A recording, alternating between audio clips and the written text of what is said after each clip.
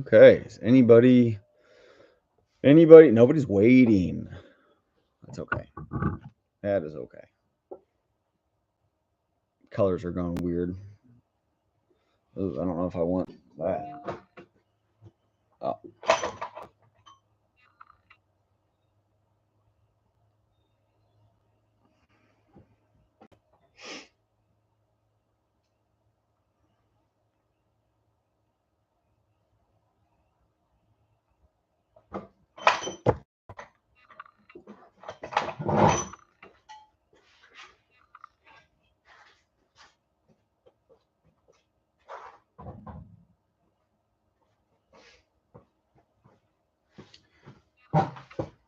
Okay, let's see if anybody gets on here. Maybe I'm getting really boring. Nobody wants to watch. I need to shave. I think I said that last time, and I did shave. It's just growing back fast.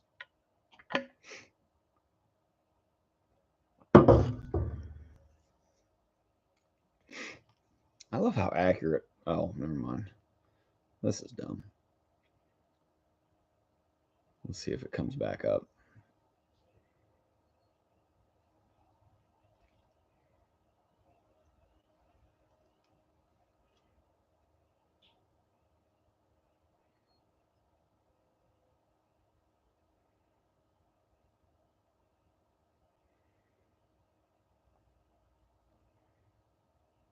I guess everybody's busy tonight. Well, if I'm on here for 5 to 8 minutes, nobody comes on, I'll probably not talk. I'll just say, hey, thanks for clicking on this. We'll catch you guys Sunday. While I do that, need to check. Wanted to have some references of some information that I'm referring to. If I can find it, there it is.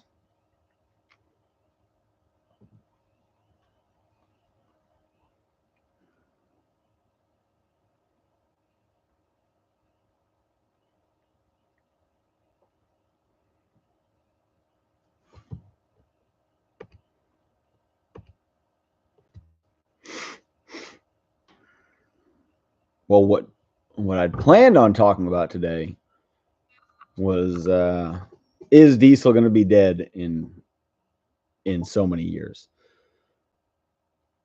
I would possibly think so. And as a civilization, we should probably do better. Basically, well, the higher powers of people that have more money than us are going to control a lot. But I'd imagine we'd want to go to energy that is much cheaper and is not um, as difficult to get, and it's cleaner to produce and it's cleaner after the what emits from the tailpipes emissions wise. So that is what I was going to talk about. Basically, is it something that possibly there's will all other fuels take over and leave it behind, or are there still applications for it? DF Repair, thanks for joining. I think it might just be us again. Everybody's busy.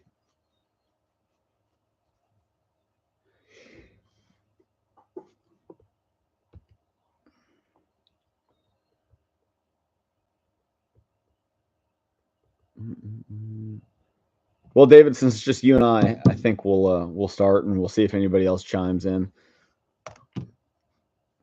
In a way, just for you, it's probably cool because it's just like us having a conversation back and forth.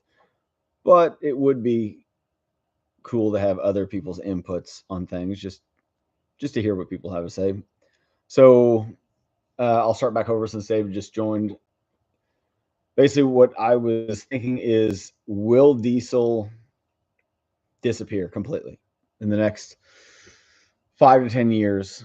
Let's say another alternative. Let's say hydrogen um, cars or hydrogen fuel takes over. It's extremely clean to produce hydrogen.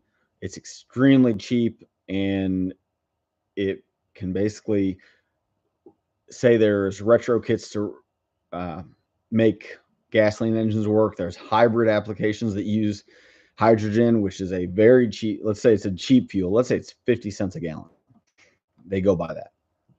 And they make hybrid vehicles that can take the place of diesel applications, like in semi trucks or something like that, where you have a small, let's say we have a small V6 that runs off of hydrogen that then drives a generator that powers batteries. Let's say something like that. Would diesel die? I mean, I don't know. I've been listening to podcasts, and one of the things that I think last time I was on here, I didn't have a whole lot of information about hydrogen. I wanted to start looking into it, in which I have. There is a podcast called Everything About Hydrogen. And let me see if I can find it, just so I can put it up here.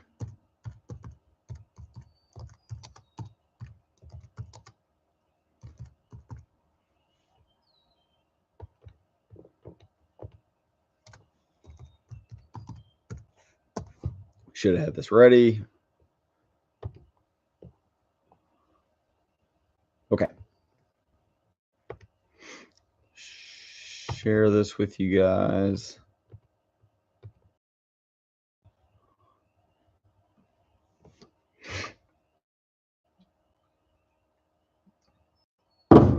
Maybe.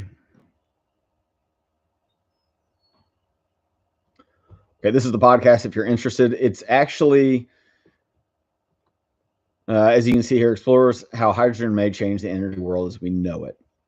This is actually a investor podcast. So if people are interested in investing in hydrogen companies, you can sit here and listen. And they don't get down to the nitty gritty of hydrogen, but they touch on a lot of the information that you want to know about, like, how is it made? Is it actually being made cleaner than, is the production process cleaner? Is the fuel actually cleaner? Do we actually have a, are they going in the routes of creating an infrastructure to support hydrogen? And the case is it sounds like a lot of the companies that are doing it are working on the infrastructure while they're building this. And it's pretty neat to listen to them talk about. The coolest thing, let me see if I can find it. I'll kick you guys back.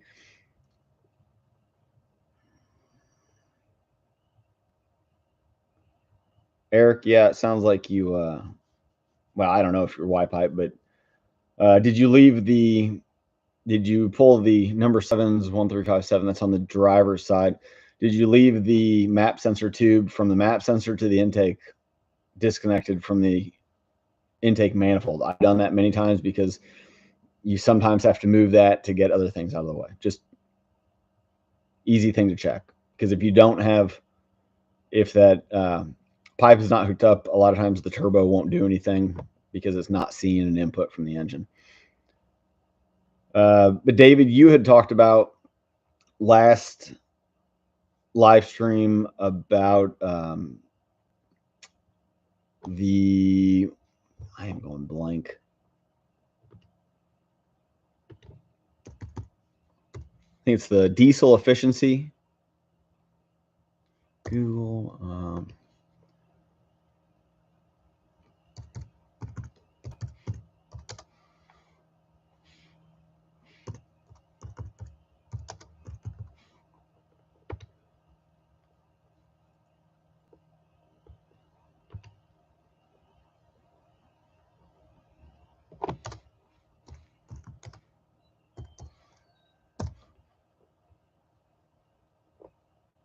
Okay. Well, this one's saying different. No,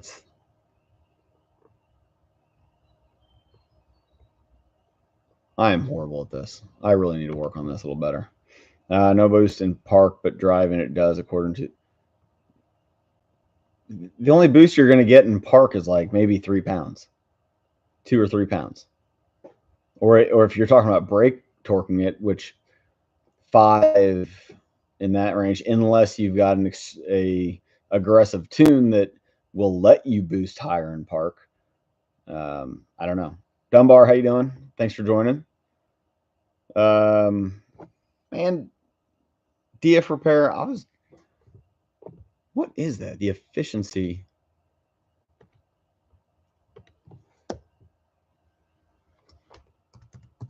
I was just looking it up earlier today.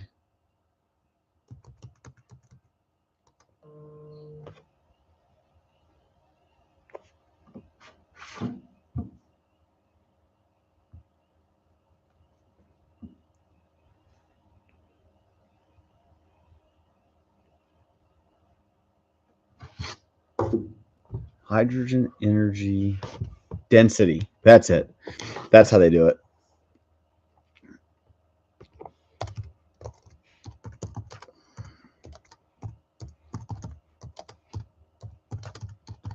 That's it. Here we are. I know. I'm doing a horrible job. Energy potential.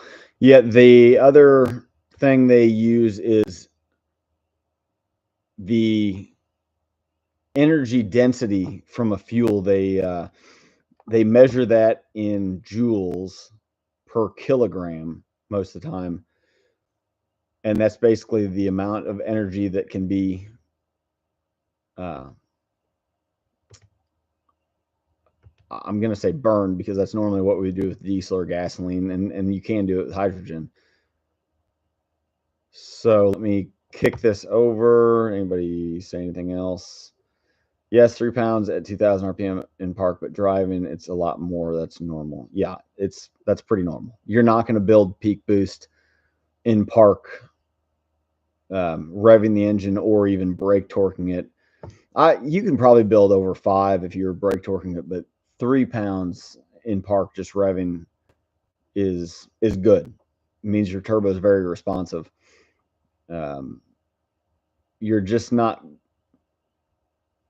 You're not going to create the exhaust pressure without a load on it. And the way the computer is set up is it's not going to put enough fuel in the engine to create enough pressure to create the amount of boost. When it sees no load and you're just revving the engine, it doesn't take much fuel to rev the engine. So I'll have to show you guys some like the if I remember, if you guys leave some comments on this after we're done with this, I may do the next one, show you some parameters in the 6.0 Power Stroke tunes. And like fueling is based off pedal map, and pedal map is then, what is it, RPM and something else, and it's the fueling. And you'll see that if you were to rev your engine in neutral, it doesn't do a whole lot. Yeah, Eric, you may not have an issue. You may just be nitpicking it. Okay, let me click this over.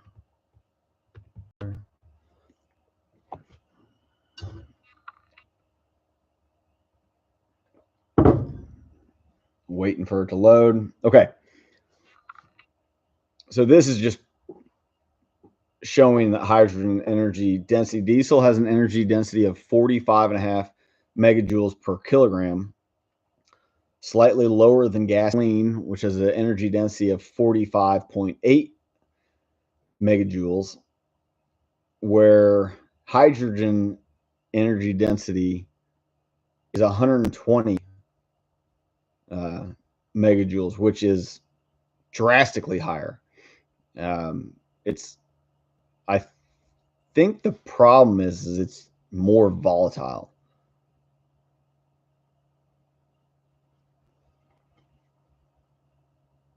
So I think that's the problem with hydrogen. And then the more I've learned about hydrogen is I didn't know that it's the most abundant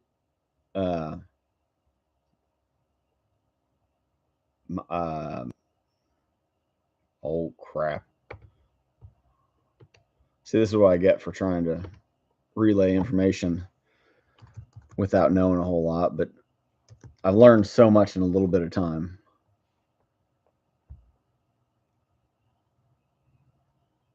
Element. That's all right. It's on the periodic table of elements. Hydrogen is one of the most abundant elements. And so it's so readily available, and there was like 3 grades of hydrogen production, and the grade is based on how it is produced, and you have gray, blue, and green. And gray is basically it's a real crude way of producing hydrogen, and I believe it was a process of like a chemical reaction. So your byproducts you have a lot of nasty byproducts. Blue, I can't remember exactly what it is, but green hydrogen is hydrogen produced from a renewable energy. So you use a windmill to produce electricity, and then you do electrolysis in water to produce hydrogen. That is considered a green hydrogen. Well, in those cases, if you could, the cool thing with hydrogen is as you're producing it, unlike electricity, it has such an energy density that you could produce electricity, store some of that energy, still produce hydrogen, and you could store so much hydrogen that it lasts longer, a tank for much longer. And so the possibilities for hydrogen were much higher. And it was pretty cool to hear these guys talk about the possibilities for lots of different hydrogen possibilities, where you could have hydrogen possibly a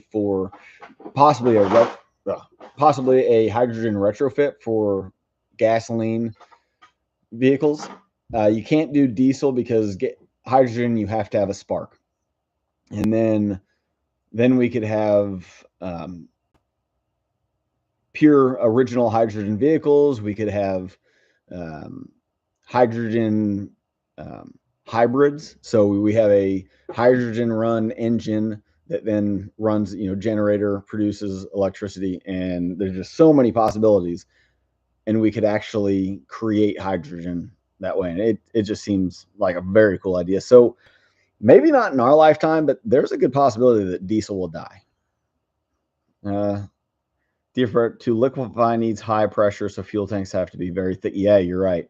Yeah, I haven't touched on that yet, but they keep talking about fuel cells, and that is a huge topic about it. I know Toyota, I believe, is big into it already.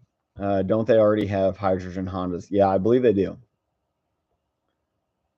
Definitely hard to store. It can get through most metal walls. Did not know that. The way they were talking, though, is much.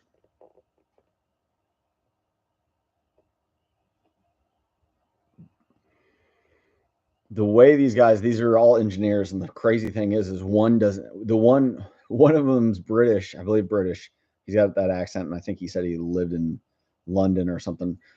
And he's only owned the guys. Let's say he's in his mid-20s or 30s, and he said he's only owned one car. And so I'm thinking to myself, what shouldn't if you're getting in on this game, shouldn't you at least own something that you're possibly producing?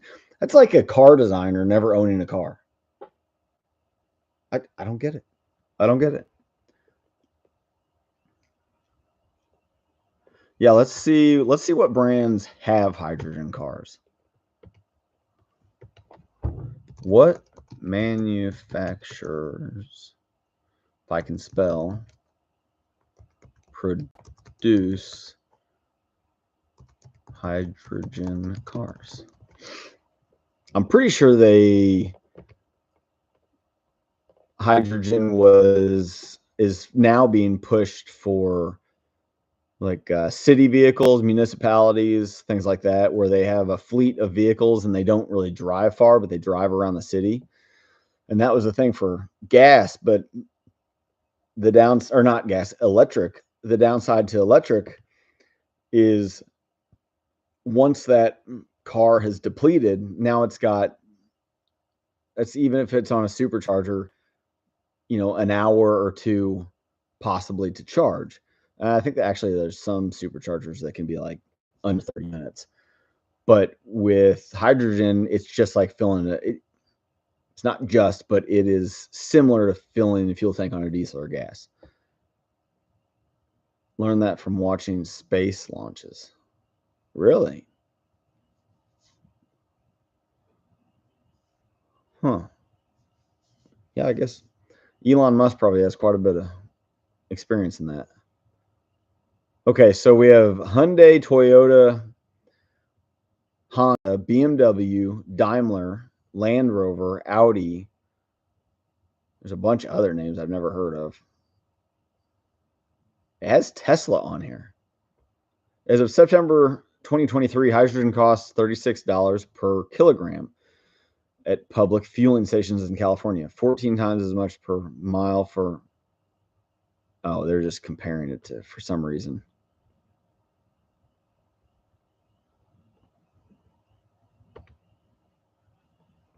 $38 a kilogram. Was that what I just read?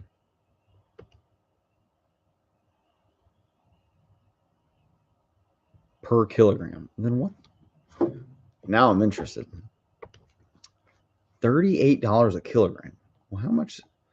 I don't know off the top. I'm going to get a converter here. Also have a V10 F250. Do you know the book time for in-tank fuel pump? It's probably 2.5 hours. I could look it up.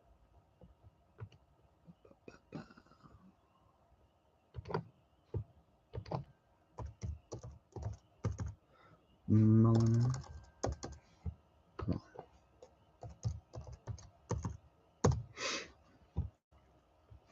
Okay. Volume. Kilogram. Where's kilogram? Kilo. Kiloliters. Is kilogram not a...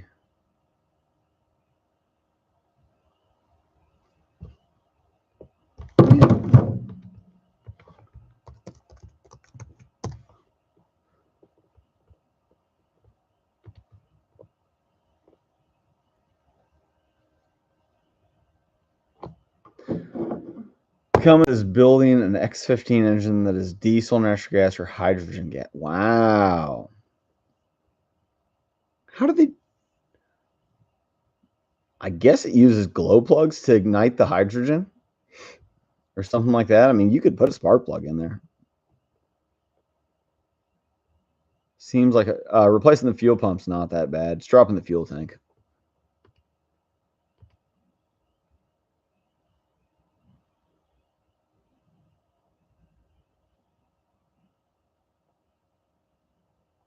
Let me see if I'm in there. I'm in there now. What year did you say that was? 9 V10 F250. I'll just go 2003 in that range. It's going to be relatively 2000. Okay. Come on.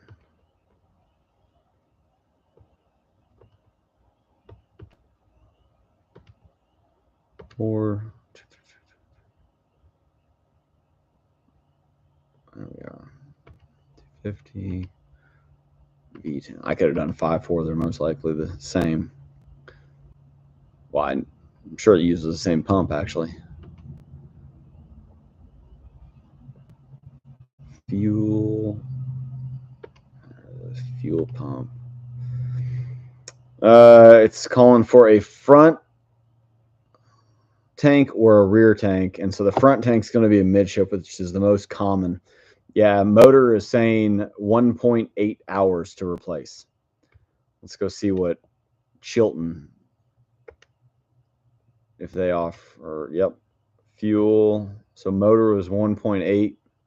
Here's the crazy part right here. I'm going to show you that looking up labor times.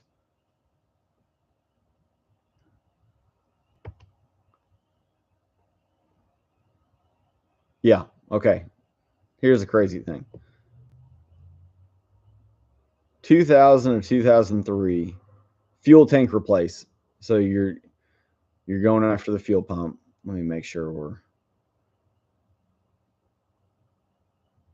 Yeah, we don't want fuel pump relay.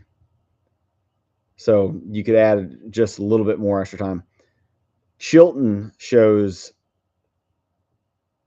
2.2 to 2.5. Chilton normally does a labor time, and then they have a thing called severe service.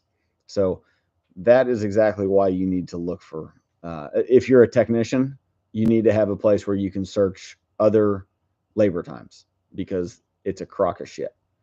Prime example was that Motor showed the factory time, which is warranty time, at 1.8, and they only upped it by 0.4. And warranty time is a joke. It's warranty time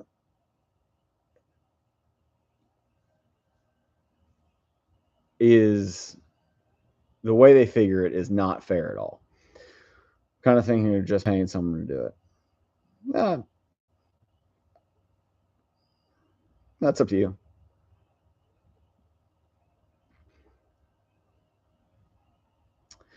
If it's rusted bad enough, just figure new fuel tank straps. Go online, get new fuel tank straps. Those are known for rotting out. For the Cummins, look up Cummins X15 hydrogen. Yes, thank you, Dunbar. Let us do some digging here. Cummins X15. Ooh, looky here. I'm glad I brought this subject up. You guys are well versed already. Well, you probably do know more than me, which is perfectly fine. I get to learn as well. Okay, here we are. I'm going to flip over, share my screen.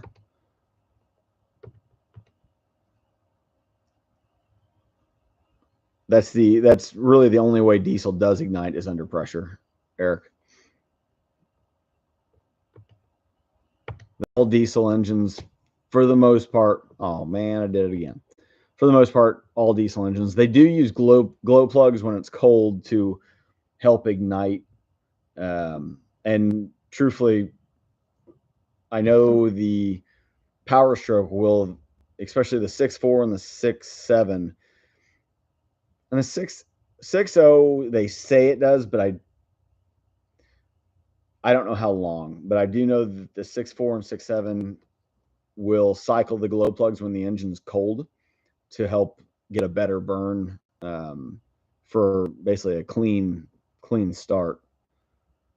Okay, today Cummins debuted its 15-liter hydrogen engine at ACT Expo in Long Beach, California. Built new fuel agnostic platform where below the head gasket, each fuel type's engine has largely similar components, and above the head gasket, each has different components for different fuel types.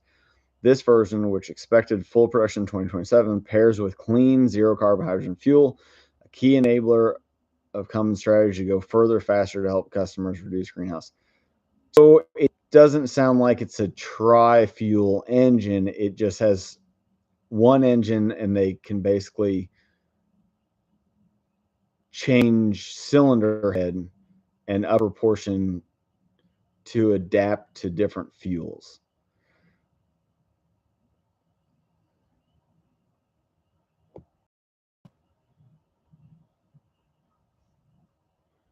I'm trying to find.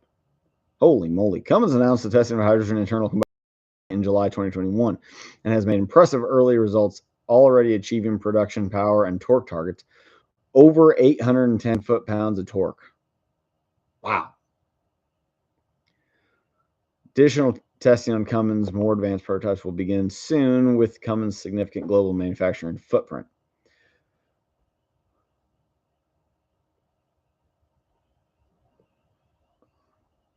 The engine will be zero-carbon fueled solution for multiple markets. Cummins intends to produce hydrogen internal combustion engines in both 15-liter and 6.7-liter displacement, believing that these engines enable the industry to take action and reduce. Yeah, so they're hitting the big rig or stationary engine in a earth mover of some kind, something like that. And then the 6.7 is in the smaller truck, medium duty and down, I'm sure.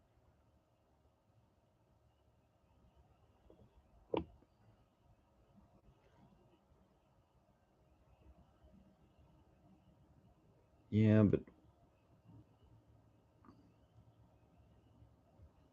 it doesn't say much more how we're on our company. That's interesting.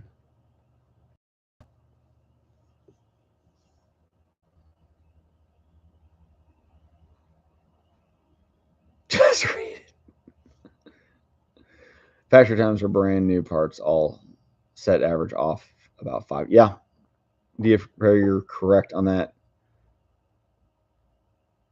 Same short blocks. Yeah. Yeah, that comes in something else. If that works, Ford will eventually make a better one.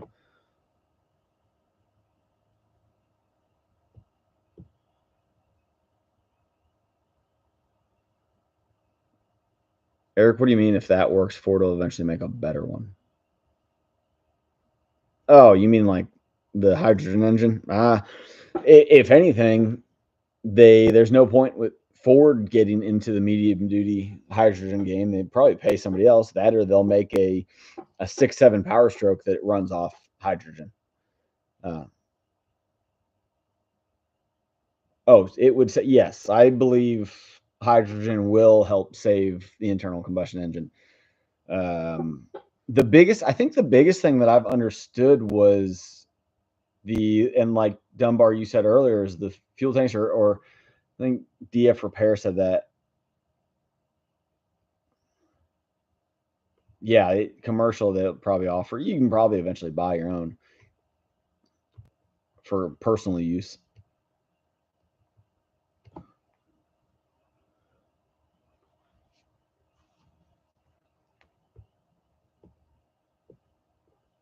Where but yeah, if they can do that, who knows if I'll even be doing this. I don't know. I'm not gonna lie. I after doing taxes and looking at the amount of money I made and the amount of work I put in, I'm just going, might have to find me a new career. But I mean, I myself can tweak my business and stuff, but I don't want to jab the customer with prices. So yeah, 6.7 electric. I don't know about that. I don't think there's a reason to make that big of an engine operate electric.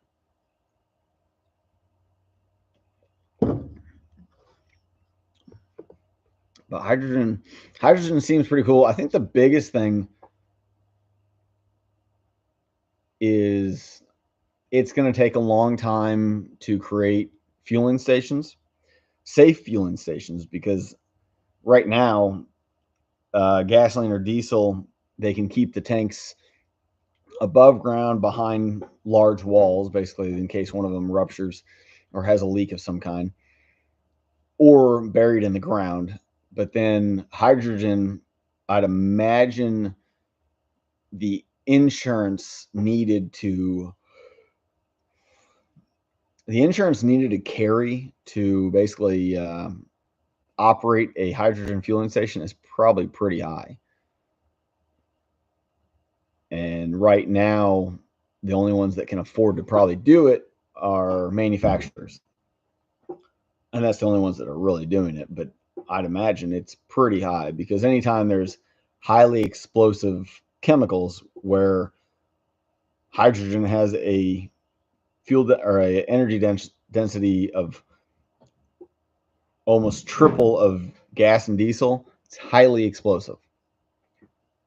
Crazy high. Yeah. It's I don't know. I think that's going to be probably what hurts it most.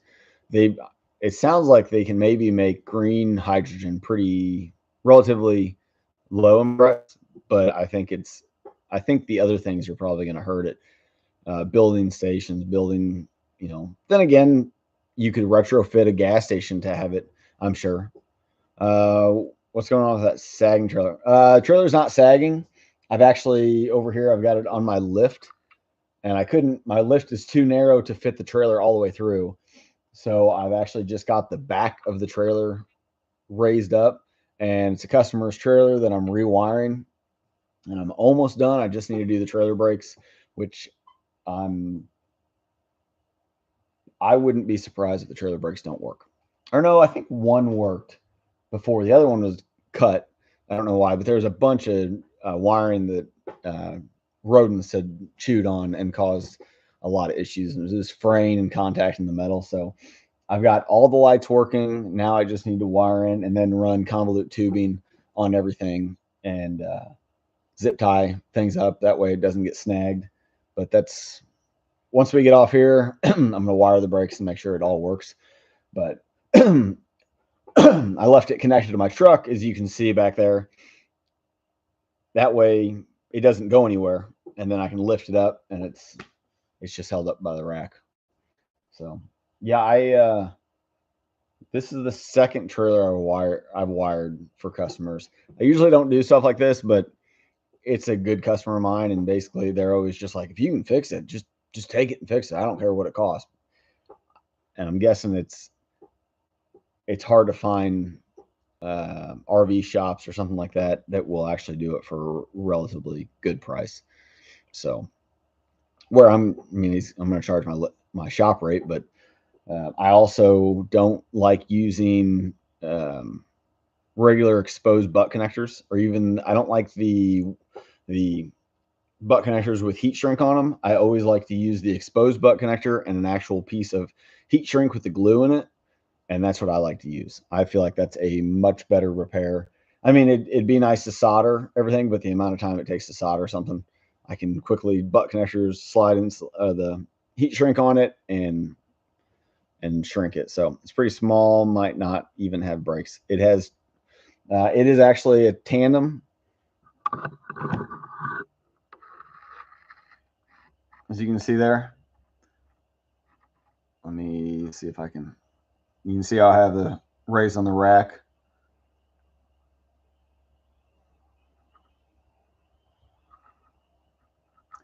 This tandem, it's only got brakes. Oh, let me redo my camera here. Why does that look crooked now? What did you guys make me do? Oh, there we are. It's only got brakes on the rear axle. So I didn't realize that was common on trailers until I went to buy a trailer. I think I bought it in like 2019, my trailer. And I had to specifically, I got lucky, and there's a company just in Arkansas, about a mile over the Missouri-Arkansas border. And it's Load and Go is the name of the company. Yeah. And they have relatively really good price trailers. When I bought, it was really good price. And like we know, everything's skyrocketed. I got a 22-foot car hauler with 5,000-pound axles, two 5,000-pound axles, brakes on both axles, a custom, rather than a 2-foot dove, I got a 4-foot dove, so it's more gradual. Some D-rings, spare tire, and it was painted green, which the paint's not great, which they tell you flat out. I think I bought that thing for $3,400, and you're not buying, and it does great. It could be a little heavier duty. It'd be kind of nice, but I've hauled many trucks and hauled my tractor on it, and it worked great. Make yourself an Edison and pick. Oh my, I don't know.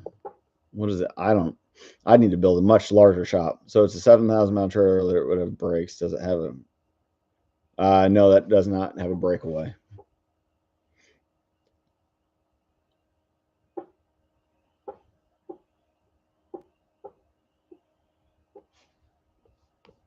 Actually, my trailer is a rated for over 10,000, it does not have a breakaway. Something tells me they weren't building when I bought that trailer from them. They weren't building it up to spec. But I'm religious about always kind of doing. I kind of have a weird OCD where I will hook up my truck and I do like a walk around and I always check everything. So the chances of me losing my trailer because I didn't hook it up right are slim. I'm not going to say none. We all have our days. Edison and pickup install. I'm going to look into that real quick.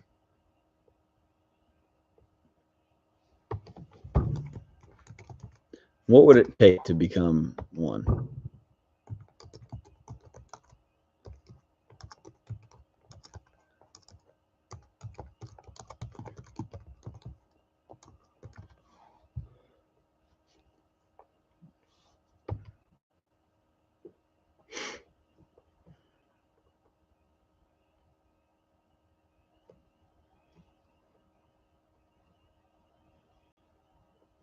Check this out. It's no longer an option. Eric said, I think the old laws were you didn't need a breakaway under 10,000. Yeah, and mine's just, I think 400. Yeah, the VIN tag may actually say 10. So I know my buddy bought from that company and his is under 10. So it's probably around a 7. His has a breakaway. They may just basically include it in all of them anymore. Some companies doing stuff like that, which I really don't blame them. Good for their liability. Okay. Let me get this up. Make sure you guys can see. Make sure. Come on.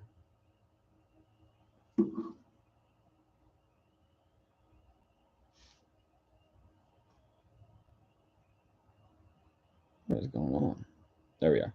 Okay, you guys can see dealership installer franchise is only $2,500.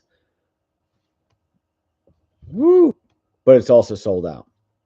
Please note qualifications before selecting this option as there will be no refunds for misrepresentation. Requirements to be a distributor: must purchase a kit, must attend installation training provided by Edison, must have a shop adequately equipped to offer retrofit kits, must be able to do sales of Edison retro kits in your area, must meet the Edison motor standards of performance, must be able to afford dealership franchise setup costs. The additional setup costs will not be due until the kits are ready to be shipped and installed. What you receive from this: the first right to your area of being a distributor of these kits, the ability to offer Edison pickup retrofit kits for sale, a say in the build and design on the project, includes pickup reservation list placement, Edison dealership installer option, Edison merch. Oh.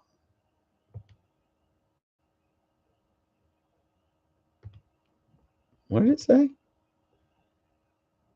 Oh, they don't have enough. I don't know.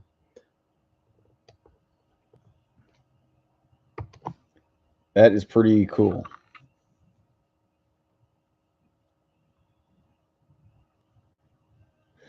Yeah, I mean, if I built a bigger shop, I want a bigger shop that I could fit trucks in, over the road trucks in. Not that I'd work on a lot of them, but if I ever get, like, I have not customers, but I have a lot of neighbors around here because I live in farm country that have large tractors and use large trucks on their property. And I'm sure once I start putting up signs for business to actually show that I'm here and I keep bringing more business, if I choose to, it will. I'm sure I'll get questions. Hey, can you do an oil change on this? Or which I really don't want to do an oil change on those. Well, those pay better than your regular cars. But if they need things worked on, being a neighbor and stuff. The only kits they're offering here are larger trucks. Is it, you were saying F-150 to 550? Is that in the talks?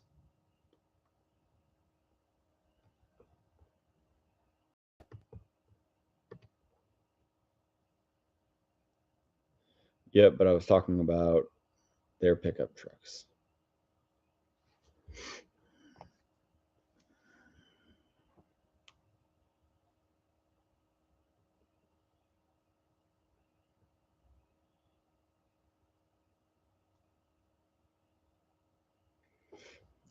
I missed something.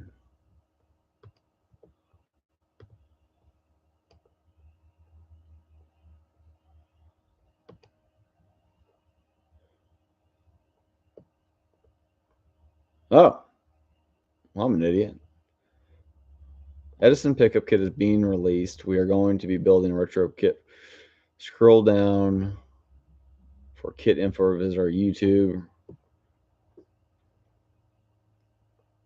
Check this out. Let's flip over. Yeah. Orville, I will get right back with you. I want to finish this before. Okay, so Edison pickup truck. Come down. So this is what I just read. They're working on a retrofit kit. Check that out.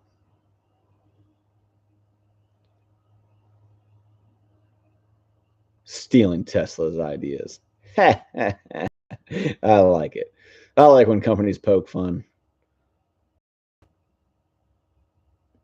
Truck conversion kit specs: 500 horsepower, 4x4, 8,800 foot-pounds of torque. Holy crap. 350 horse, two-wheel drive. Cat diesel with generator, battery, DC fast charging, disc brake standard. Dually or single rear wheel, drop in box to bed. Okay. Packages. What do I get for reserving a kit? Help fund the development of a pickup truck kit for Edison Motors. Place product goal. What is the production timeline? Estimated prototype completion September 2024. We estimate entering production by mid 2025. Depending on options, the kit will ideally retail for a third to half the cost of a new pickup. So the average of a new pickup's in the 60? What is going on here?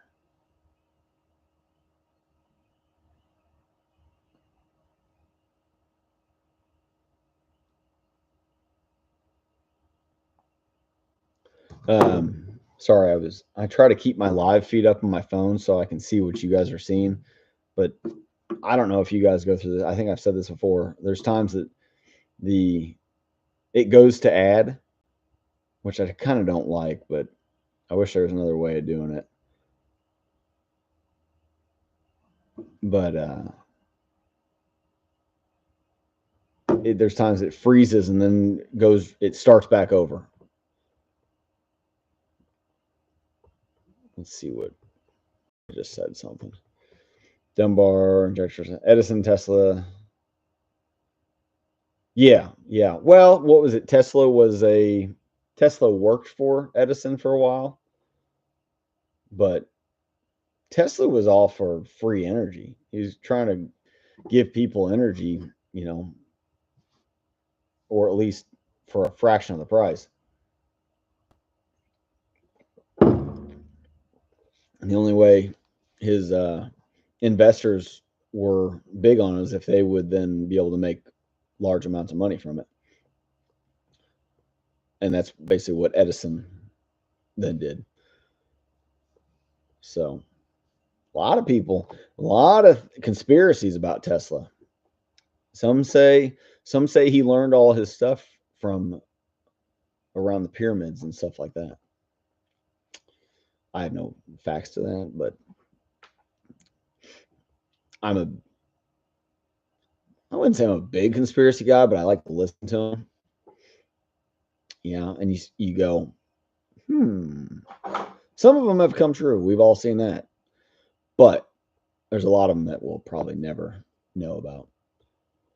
But yeah, I may keep my eye out on the Edison package because I think that is if you can retrofit kits, I think that would be ideal for um, tow trucks, possibly.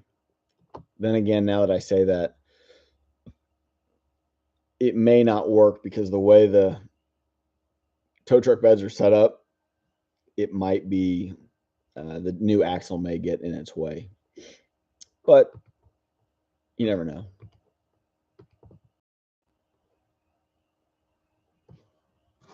I just realized something.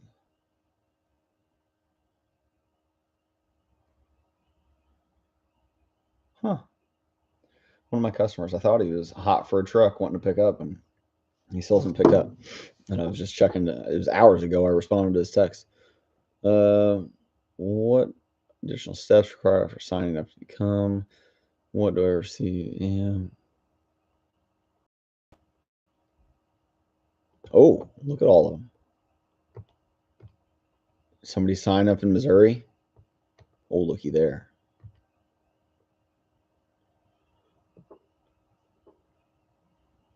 Marshall, Missouri. That's pretty nifty. Who else? How do I do this? New Day Operating Computers. Paul Noble.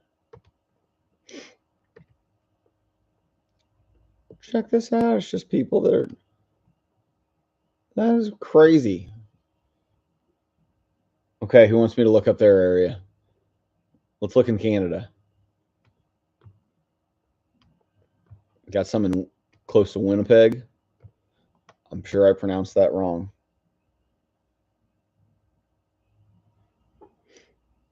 That guy, Debo's Garage, he gets it.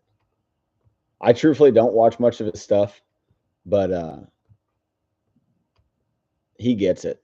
He's always pumping stuff out. But I think he's been doing it long enough now that he's doing YouTube and things like that. He's got a good good following. I think he has a video guy that handles all the editing and stuff. I'd love to get like that, but I'd love to create a business like some of those guys where they have you just bring people on and you have fun, you create good content for people. But I'd love to then create a shop as well and help do that. So I actually offer good service for people and hire on good techs. I'm gonna if I ever get to the point of hiring techs, I want to spoil them. Or not spoil them, just give them good pay. Good pay, profit sharing. Winnipeg? What? I thought it was Winnipeg. Are you lying to me? I don't get it. That must be. Is that a Canada joke? I'm blown away that there's are all people and not businesses. You see all the ones up in Alberta? Look at all of them. But that's what I'm sure DF Repair could probably tell us. There is probably hundreds of miles between when you get closer. Oh yeah, there's some distance there, but there's a lot of people in that area that signed up. That's pretty wild. Oh, I wasn't sharing it. Sorry. You guys pronounce it Winnipeg. You add a T. Fort McLeod. Where's that at? When I see now, I'm geographically, I'm kind of like, where is that at? Fort McLeod, Colorado, or Canada? What the hell, Colorado? Government wise, it's along par. Canada. The people are amazing. They're just all they want's freedom, just like the rest of us, and their government's kind of. We won't get into that. Fort.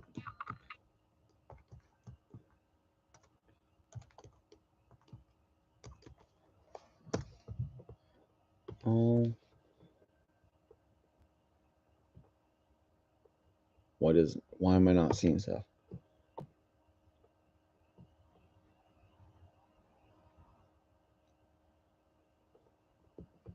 How long has Edison been up and going? You said you've been following it for 2 years, but what is it?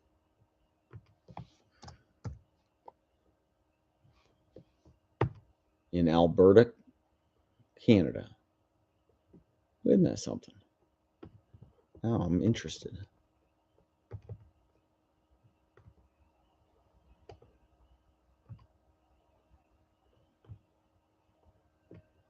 Fort. Nope. Nope. Nope.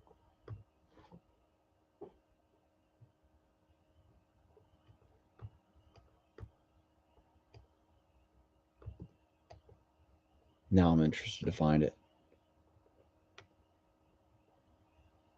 Oh, you are just DF Repair. You are just over the border,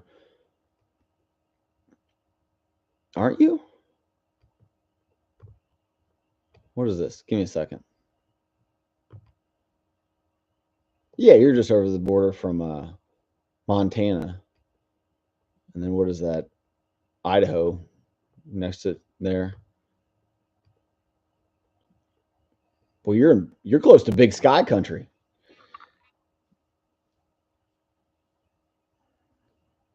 They've been going for about 2 years, Dunbar. It's a great idea.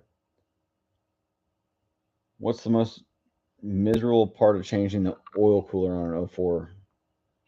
Let me get back to actually Orville. If you are on here, is there a difference between the $97 Motorcraft 6.0 injector harness versus the Ford Motorcraft 260? I purchased the first one. Yeah, you bought a knockoff. You bought a cheap Chinese knockoff. So you need to don't ever go cheap on. Basically, if you bought that on Amazon, I don't recommend buying diesel parts on Amazon. There's a lot of scams. eBay's the same way. Injectors have been rebuilt, but if you can wiggle the harness and you can get PO 267 to pop up, then it's probably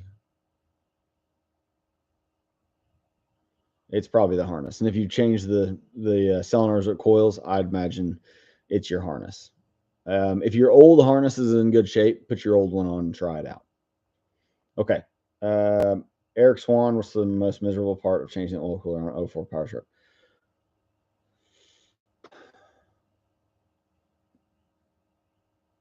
I don't know.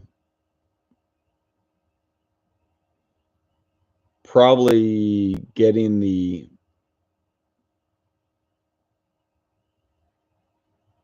turbo, getting the intake manifold and EGR cooler lined back up properly, not dropping anything down the cylinders, and then getting your turbo set back down and lined up with the Y pipe is probably the worst part. Yeah, Dunbar agrees the turbo. Yeah, I found if you're ever doing a turbo from now on, try this trick. And actually, I don't think it's a trick. Ford says to do it, but most people don't because they don't think it doesn't work. But loosen where your Y pipe comes down and connects to your driver's side exhaust manifold. Disconnect that connection, the two bolts.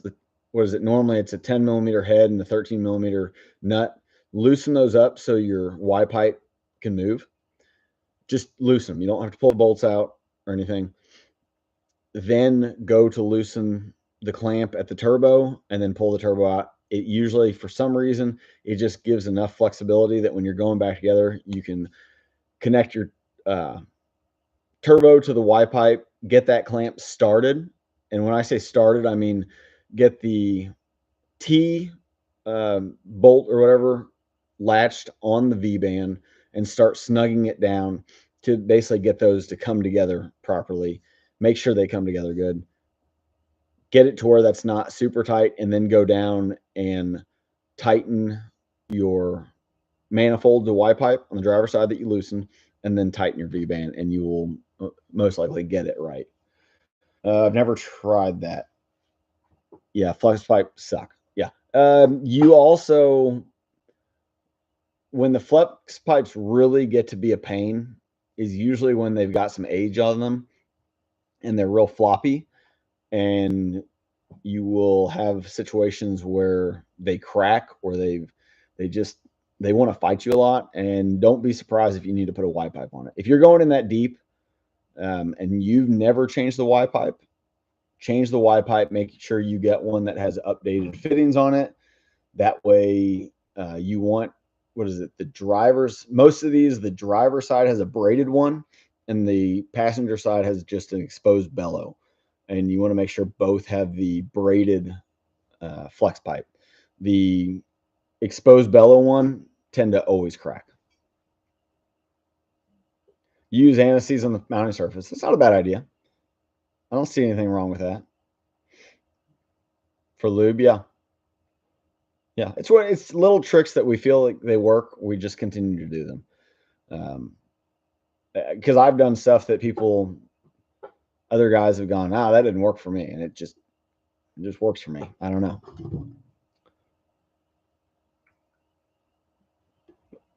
I do not know anybody that rebuilds high pressure oil pumps. I don't.